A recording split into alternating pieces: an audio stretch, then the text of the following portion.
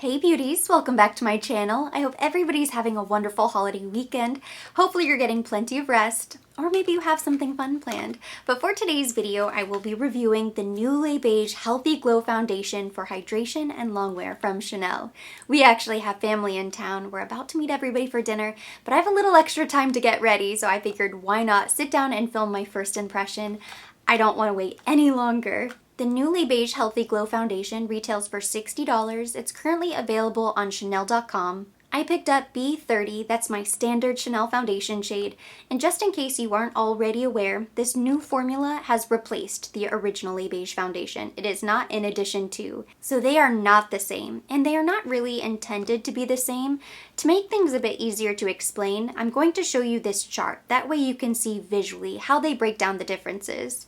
So you can see here, the original Beige foundation was launched in 2016. It had a fluid texture, not really suited for dry skin, SPF 25, medium coverage, a semi-matte finish, available in 14 shades. This Newly Beige foundation is weightless in texture, 12 hours of hydration and comfort, meant for all skin types. There's no SPF. Light to medium but buildable coverage, a radiant finish, available in 35 shades. That's really good for Chanel.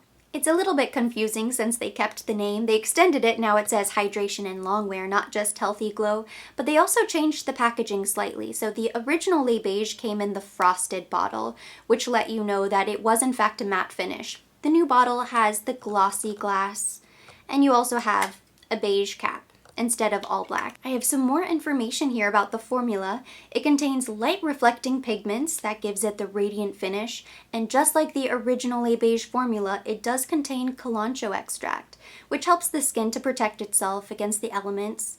It contains emollient ingredients for the hydration and comfort, and it's 40% water, so it's a water-based foundation. That's what gives it that natural weightlessness. Last little bit of information before we apply. I think this will be really helpful. Here's another chart so you can visually see where this new formula fits into the foundation family tree, if you will.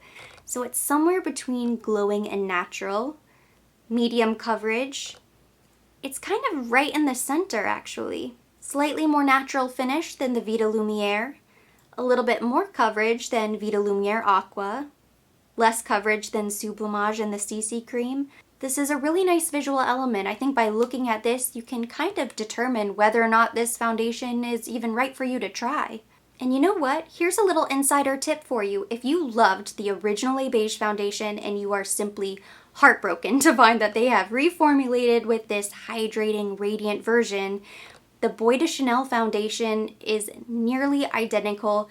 I would say it's the exact same formula to the original Beige. It's only available in maybe 6 different shades, so you don't have quite the same shade range, but it's a little bit more matte, that medium coverage. I remember feeling this on my hand and smelling it, looking at it, and thinking, this is Beige. And I was even told by somebody, they're like, yeah, it's basically Beige. As long as you don't mind navy packaging, and I'm not sure why you would, you can always pick up Bois de Chanel, and that way you'll have that matte finish that you love. Enough chatter, it's time to apply. I'm so excited. And now I think I really have to rush to get ready, so I'm gonna go ahead. It doesn't say anywhere to shake, but the fact that it's water-based makes me think it probably doesn't hurt to shake. And I picked up my Artiste foundation brush. I wanted to use a fresh, clean foundation brush to apply this for the first time, and I never like to use a primer whenever I'm testing a foundation for the initial review.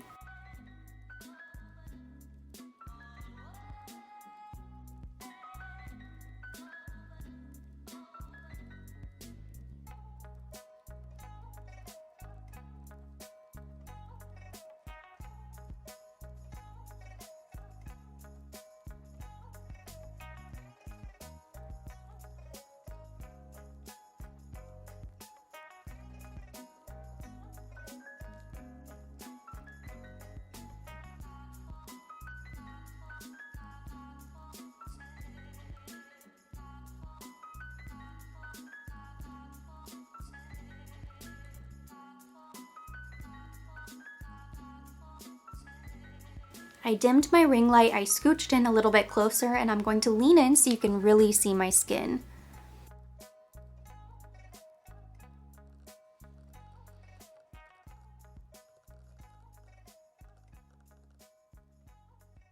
Okay, the first few things I've noticed here, one, it glides on the skin like butter. It is so creamy, dreamy, really beautiful. It truly does feel weightless.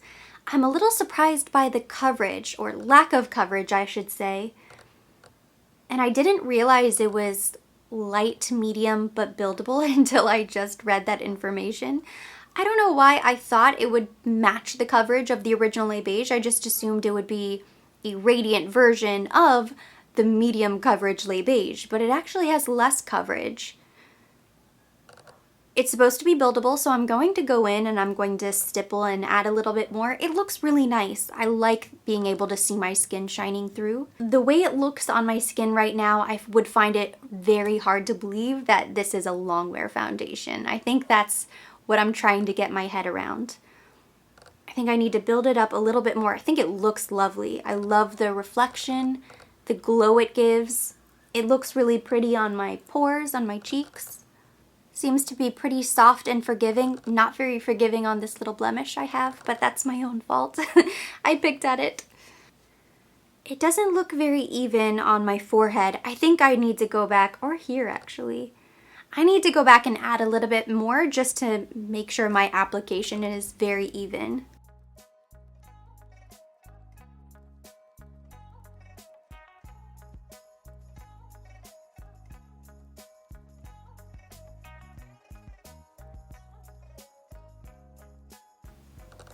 It's very glowy,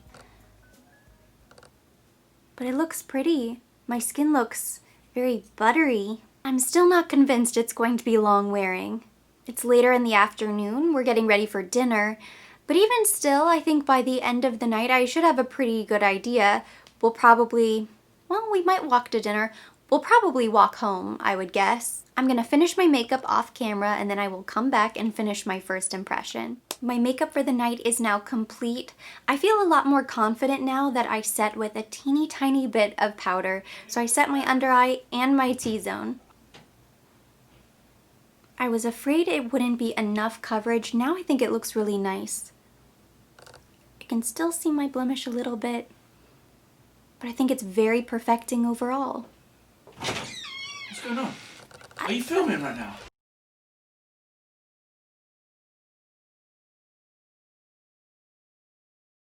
Today is day 2 of my foundation review, and even though my husband was not impressed, I was trying to film my first impression while running late for dinner. We had such a great night. We stayed out as late as we possibly could because we still have curfew here in Miami. We walked home from the restaurant, so I was exposed to the heat and humidity a little bit.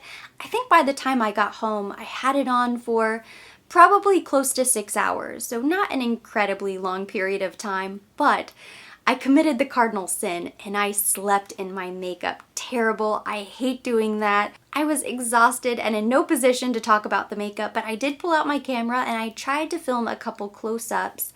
The next morning, I will say, even though my skin looked horrible underneath, the makeup lasted pretty nicely. That was really my one concern after the first impression. So today I want to use a primer and see if there's a noticeable difference.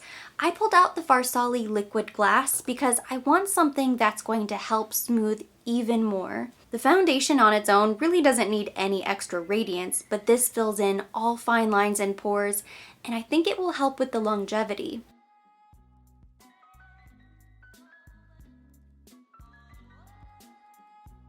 Just to change it up, today I'm going in with my Marc Jacobs Face 2 brush.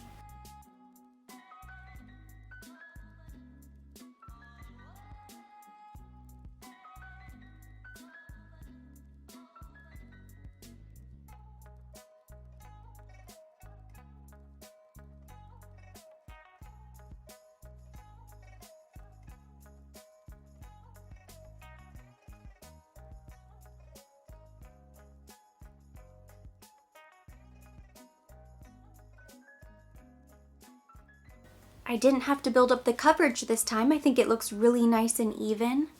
That could have been the brush. I like it. I think it looks really pretty. I can still see my skin underneath. It doesn't cover everything. Like I have a little red bump there, over on this side. I think I aged myself 10 years sleeping in my foundation the other night. I turned down the ring light and I scooched in a little bit closer. I'm going to lean in so you can really see.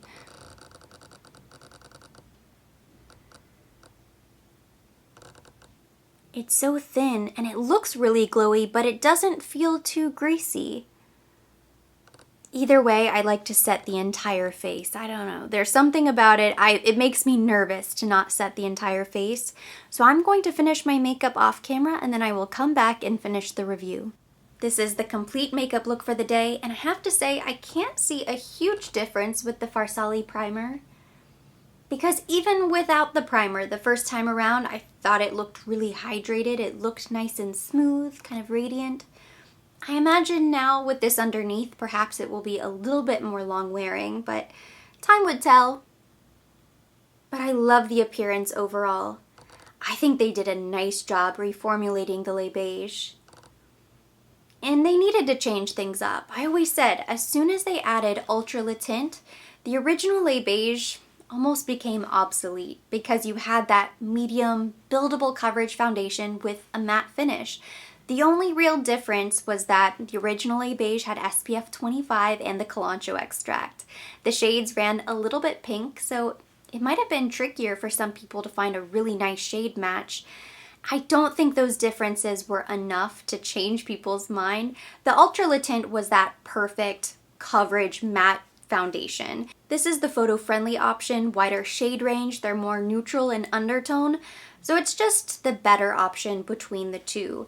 What they didn't have was a radiant foundation with a medium coverage. That's where this new Le Beige comes in. If I had to compare it to another formula offered by Chanel, I would say it's pretty darn close to this Le Beige Sheer Healthy Glow Moisturizing Tint, the little tinted moisturizer.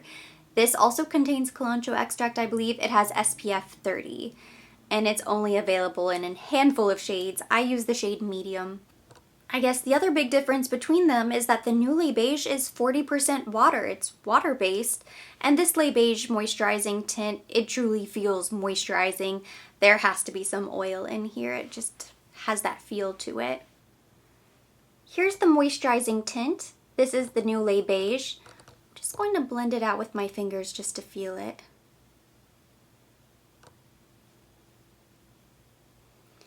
They're pretty close. You can tell the moisturizing tint is a bit more sheer.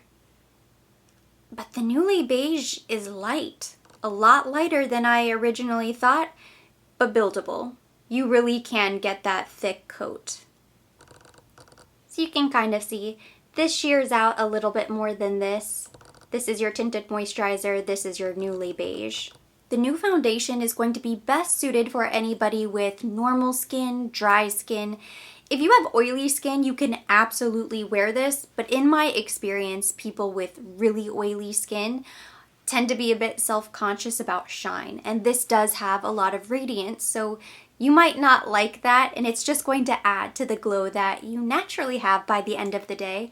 You could probably powder, maybe you could go in with a mattifying primer if you really wanted to. I don't think it will cause you any harm. It's not going to cause you breakouts or anything like that. It's not going to feel too heavy. But also it might not give you the coverage you're looking for. If you have acne-prone oily skin, if you have to cover up a lot of post-blemish marks or red spots on your face, you can absolutely build it up and achieve decent coverage, but it's pretty light. For those people who love radiance, if you love glowy, luminous, dewy skin, you are going to love this foundation. It maintains that glow throughout the life of the foundation, so it's never going to set and dry down. Even at the end of the day, you're still going to have a really soft reflection, and it's the perfect amount. It's not too much, but it's there. Personally, I really love this new foundation. Is it my favorite Chanel foundation? I'm not so sure about that. I think I need to continue to use it, test it out in different environments, use different primers. Every time I have tried this foundation so far, I have set my entire face. I concentrate on my concealer, T-zone, but then I go back with what's left on the brush and I just dust it around the entire face. I think it looks really nice. I don't think it ruins the foundation. It just sort of sets it in place, and I feel more comfortable at the end of the day that I'm not going to be too shiny. I do like glow, but I sometimes get oily in my T-zone, and I prefer to control my shine. You know, I want to go in with a liquid illuminator or a powder highlight, cream highlight, and just kind of fake the appearance of glow. I don't necessarily want my foundation to be ultra radiant and to have my entire face shine. I haven't taken photos in it yet, so that will be another test, but there's no SPF, so you don't have to worry about flashback. I've even come to appreciate the fact that it has light to medium coverage because it is buildable. And on some days you don't want a ton of coverage, other days you want coverage. This foundation would have you covered in both scenarios. And I think for most people who don't have 10, 15 foundations in their makeup drawer, this would be really perfect because it's versatile. Since it's not a treatment foundation, it would be sort of pointless to compare it with the new Clé de Peau foundation, and it is very different from the new NARS Soft Matte Complete foundation. And it's sort of funny how I really love all three new foundations, but they are very different. If you love treatment, Clé de Peau. If you like radiance, the new Les Beiges. And if you like something that's matte, long wearing, the new NARS is beautiful. The only real similarity, I guess, between this and the NARS is that they're very thin, but it stops there. And they don't have SPF. It stops there. If I had to compare it to another foundation in my collection to give you guys some more context, I think it is the most similar to this Kogendo Aqua foundation. I hope I said that correctly. So this is also water-based, medium coverage.